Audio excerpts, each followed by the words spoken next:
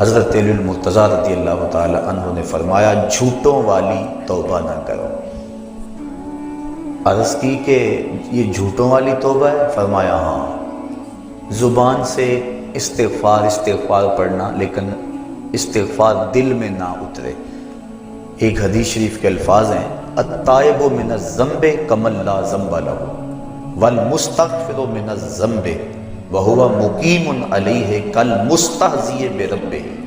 گناہ سے توبہ کرنے والا ایسا ہے جس طرح اس نے گناہ کیا ہوا ہی نہیں، اور استغفار کرنے والا اور گناہ کے اوپر وہ جمع ہوا ہے لیکن گناہ نہیں چھوڑتا اور استغفار کیے جا رہا ہے، فرمایا وہ ایسا ہے جس طرح اپنے رب سے مذاق کر رہا ہے۔ تو توبہ کی حقیقت تو یہ ہے کہ انسان عزم مصمم کرے کہ دوبارہ میں یہ گناہ نہیں کروں گا۔ جس طرح تھنوں میں دودھ کو واپس کرنا مشکل ہوتا ہے، اس طرح اس کا گناہ کی طرف لوٹنا مشکل ہو۔ تو حضرت علی المرتضیٰ رضی اللہ تعالیٰ عنہ نے فرمایا کہ سچوں والی توبہ کر، جھوٹوں والی توبہ نہ کر۔ اس نے عرض کی حضور آپ بتائیں سچوں والی توبہ کیا ہے؟ تو حضرت علی المرتضیٰ رضی اللہ تعالیٰ عنہ نے فرمایا سچوں کی توبہ کی 6 شرائط ہیں۔ پہلی شرط یہ ہے کہ گناہ پر ندامت اختیار کی جائے، جو سابق گناہ کیے ہیں اس پہ شرمندگی ہو۔ اور ایک روایت میں آتا ہے حقیقت التوبۃ الندم، توبہ کی حقیقت شرمندگی ہی ہے۔ جب بندہ شرمندہ ہو جائے تو یہ توبہ کا روپ ہے اور یہ توبہ کا انداز ہے۔ تو کہا پہلی چیز سابقہ گناہوں سے توبہ کر۔ دوسری بات جو فرائض رہ گئے ہیں ان کی قضا کر۔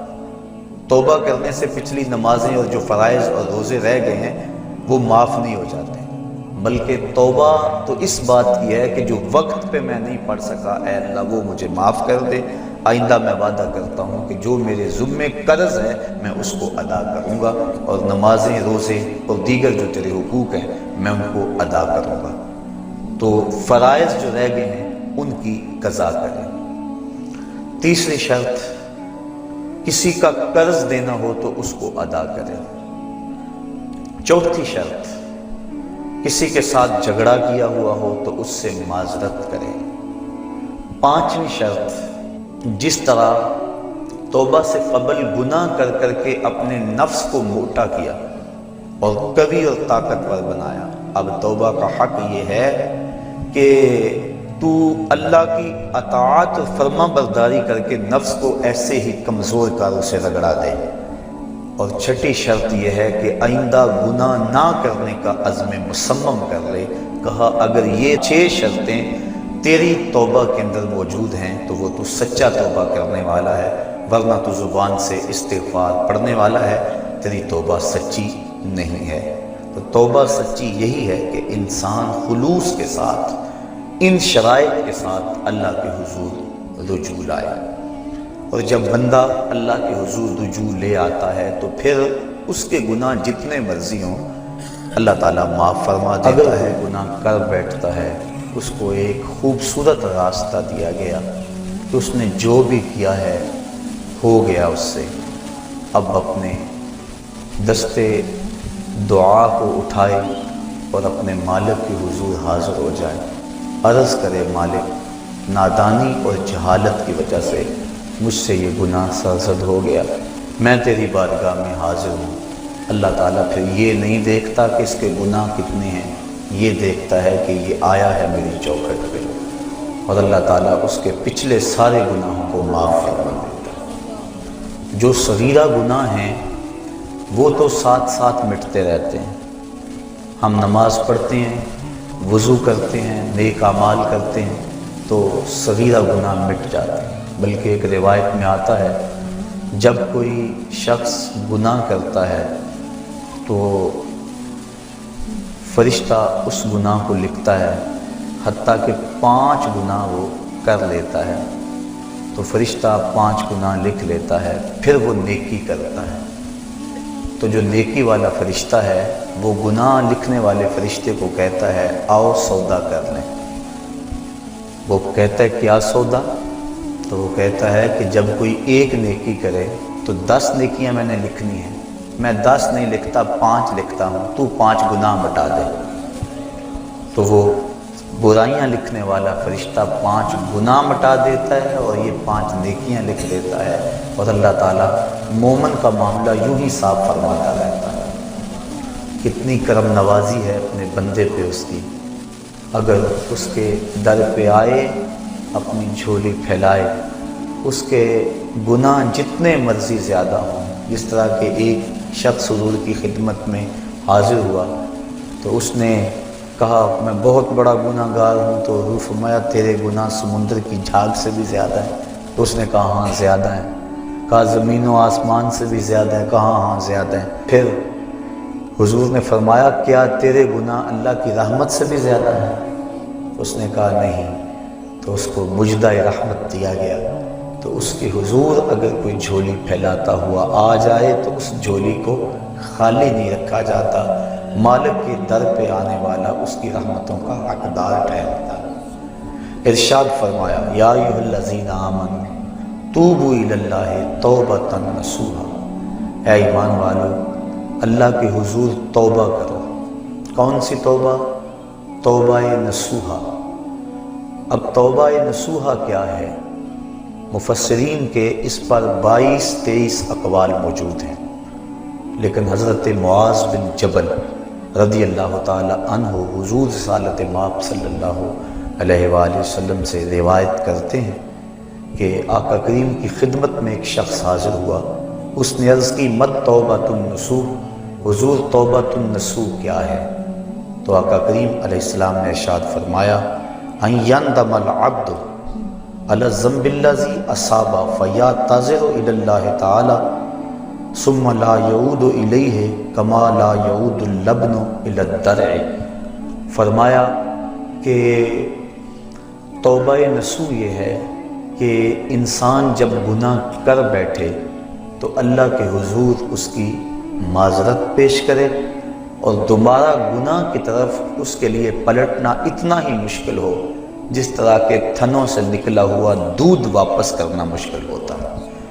تو اگر کسی شخص کی یہ کیفیت ہو جائے تو وہ توبۃ النصوح کے مقام پہ فائز المرام ہے۔ حضرت علی المرتضیٰ رضی اللہ تعالی عنہ تشریف فرما تھے کہ ایک اعرابی آیا، اس نے استغفار طلب کرتے ہوئے کہا اللہم انی استغفرک و اتوب الیک، اے اللہ میں تیری بارگاہ میں استغفار طلب کرتا ہوں اور تجھ سے رجوع کرتا ہوں۔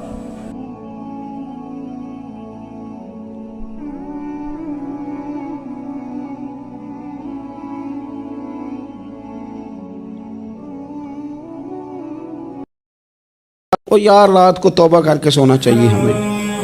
کچھ غلطیاں ہم کرنا نہیں چاہتے پر ہم سے ہو جاتی ہیں، کچھ دل ہم توڑنا نہیں چاہتے پر وہ ٹوٹ جاتے ہیں، ہماری مجبوری ہوتی ہے ٹوٹ جاتے ہیں۔ رات کو اس کی بارگاہ میں ہاتھ باندھ کے کشکول طلب دراز کر کے خوب استغفار پڑھنا چاہیے کہ مالک بندے ہیں نا کیا کریں، نفس کا ساتھ ہے، دنیا کا ساتھ ہے، خواہشات نفسانیہ، مالک معاف کر دے۔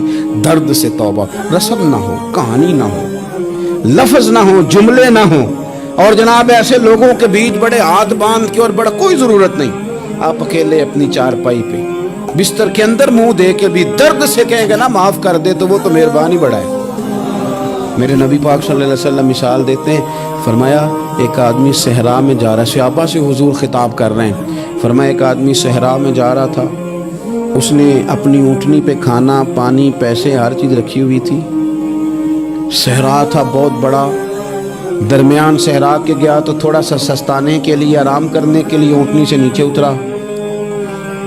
اب اس نے اونٹنی کی لگام اونٹنی کی نکیل اپنے سرہانے کے نیچے رکھی، ہاتھ کے ساتھ پکڑی اور سو گیا۔ تھوڑی ہی دیر کے بعد جب اس کی آنکھ کھلی تو دیکھا اونٹنی غائب ہے۔ صحرا میں وہ پیدل نہ آگے جا سکتا ہے نہ پیچھے جا سکتا ہے، نہ دائیں نہ بائیں، کھانے کو روٹی نہیں، پینے کو پانی کا قطرہ نہیں، تھوڑا ادھر بھاگا ادھر بھاگا، تھک گیا۔ کریم محبوب فرماتے ہیں وہ پوری طرح نڈھال ہو گیا اور مایوس ہو گیا، معاذ اللہ، مایوس ہو کے دوبارہ اسی جگہ آ کے لیٹ گیا جہاں پہلے لیٹا تھا، انتظار کرنے لگا کہ اب موت ہی آئے گی، آخری وقت ہے، نہ میں پیدل یہ صحرا کراس کر سکتا ہوں، نہ پیچھے جا سکتا ہوں، نہ کھانا ہے نہ پانی ہے، سوائے موت کے کوئی سہارا نہیں۔ हुजूर फरमाते हैं वो रास्ते में दोबारा लेट गया, अचानक उसने रुख बदला तो ऊँटनी सामने खड़ी थी। हुजूर ने सहाबा से पूछा बताओ ना उसे भला कितनी को खुशी होगी। या रसूल अल्लाह जी से नई जिंदगी मिल गई है। आप देखें ना, सारे डॉक्टरों ने कह दिया कि इसके तो गुर्दे, मैदा, जिगर हर चीज खत्म है, घर ले जाओ खिदमत करो। हर तरफ परेशानी है। वो बंदा भी समझ गया है कि आखिरी वक्त आ गया, कल जाऊं परसों जाऊं, तैयारी हो गई, सब लोग आ गए, बाहर वाले भी आ गए, ये माहौल एक अजीब रंग इख्तियार कर गया। अचानक एक डॉक्टर ने आके कहा नहीं नहीं गलती लग गई थी। मुझे बताइए अंदाज क्या होता है? बगैर दवाई के बंदा उठ के खड़ा नहीं हो जाता। ओ मैं तो बच गया हूं। नबी पाक सल्लल्लाहु अलैहि वसल्लम फरमाने लगे उसकी ऊंटनी मिल गई, बताओ भला उसे कितनी खुशी होगी। या रसूल अल्लाह वो तो दोबारा दुनिया में आ गया। हुजूर फरमाने लगे उसे कुछ भी खुशी नहीं हुई। जब कोई रब का गुनाहगार बंदा आके तौबा करता है, रब को इससे कई गुना ज्यादा खुशी होती है। मेरा बंदा आ गया, मेरा बंदा आ गया, मेरे घर आ गया, उसने आंसू बहाए हैं। उसने कहा अल्लाह मैं तेरा ही हूँ, तेरा ही रिज़्क़ खाता हूँ, तेरी ही ज़मीन पे रहता हूँ, तेरे नाम से मेरी सांसें चलती हैं। वो आ गया। फरमाया उस ऊँटनी वाले से ज़्यादा रब को खुशी होती है जब गुनाहगार आके तौबा करते। गुनाहगारों के आंसू उसकी बारगाह में बड़े मकबूल हैं, लेकिन हम रस्म अदा करते हैं, तौबा नहीं करते। हम अपने आप के साथ धोखा करते हैं, झूठ बोलते हैं। हम बंदा कोई नाराज हो जाए तो हमें को नहीं नींद आती, उसके घर चले जाते हैं। हम अपने सारे रिश्तों को, ताल्लुकात को मेंटेन करके रखने के आदी हैं। हमें पता है कि वहां मैं नहीं जा सका तो बेटा भेजता हूं, फलां शादी पे मैं नहीं जा सका तो भतीजा भेजता हूं, भाई भेजता हूं। हर ताल्लुक का हमने ख्याल रखा कोई रूठ ना जाए। लेकिन कमाल है ना, ये नहीं सोचा कि अगर रब रूठ गया तो, जब वो रूठ जाए ना तो सारे रिश्ते भी बंदे के पास मौजूद हों तो कोई करामत नहीं होती। फिर करोड़ों रुपया जेब में हो तो डॉक्टरों की दवाइयां असर नहीं करती। वो रूठ जाए तो फिर इंसान इस तरह से फिसलता है कि बड़े बड़े उसके पास दरवाजे होते हैं पर किसी जगह उसका हाथ नहीं लगता। खुदारा ख्याल करें, दुनिया रूठती है तो रूठ जाए, रब रसूल नाराज ना होने पाए, इसका ख्याल